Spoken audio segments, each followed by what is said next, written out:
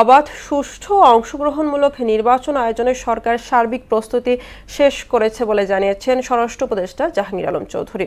তবে ভোটের আগে হত্যাকাণ্ডের মতো ঘটনা বন্ধে তার কাছে ম্যাজিক নেই বলেও জানান উপদেষ্টা। আর নির্বাচন দেওয়ার বিষয়ে অন্তর্বর্তী সরকারের বাধ্যবাধকতা নেই উল্লেখ করে শ্রম উপদেষ্টা বলেন, গণতন্ত্রের স্বার্থে ফেব্রুয়ারিতে ভোটের দিকে যাবে সরকার। সচিবালয়ে আলাদা অনুষ্ঠানে তারা এসব কথা বলেন। শামীমুজ্জামান চৌধুরী রিপোর্ট।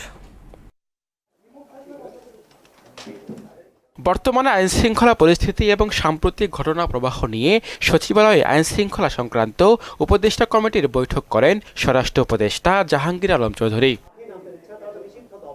বৈঠক শেষে সাংবাদিকদের প্রশ্নের জবাবে তিনি বলেন, রংপুরে সস্ত্রীক মুক্তিযোদ্ধা হত্যাকাণ্ডে জড়িতদের আইনের আওতায় আনা হবে। এই ধরনের ঘটনা তো ঘটছে, আমি তো অস্বীকার করি না। সব বন্ধ হয়ে যাবে তাও আমি বলতে পারি না। যদি আমার কাছে কোনো ম্যাজিক থাকতো বা ওই সুইচ লাইট অন অফের মতো থাকতো তো আমি করে দিতাম যে লাইট অফ, এখন আর কোনো কিলিং ঠিলিং কোনো কিছু হবে না। আমার কাছে এরকম কোনো ম্যাজিক নেই।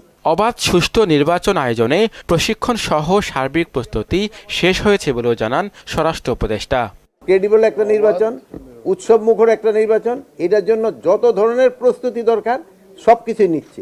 এদিকে সচিবালয়ে এক সংবাদ সম্মেলনে শ্রম ও কর্মসংস্থান এবং নৌ উপদেষ্টা এম সাখাওয়াত হোসেন বলেন, অন্তর্বর্তী সরকারের জন্য বাধ্যবাধকতা না থাকলেও গণতন্ত্রের স্বার্থেই ফেব্রুয়ারিতে নির্বাচনের আয়োজন করা হবে। আমি বলছি, আমাদের তো ম্যান্ডেট দেয়নি যে 1 বছরের মাথায় নির্বাচন করতে হবে, 2 বছরের মাথায় নির্বাচন করতে হবে।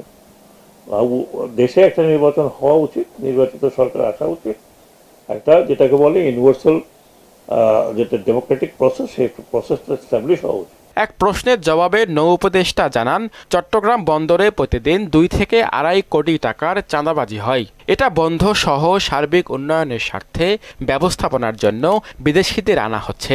আনুমানিক 2 থেকে 2.5 কোটি টাকা প্রত্যেকটা দিন।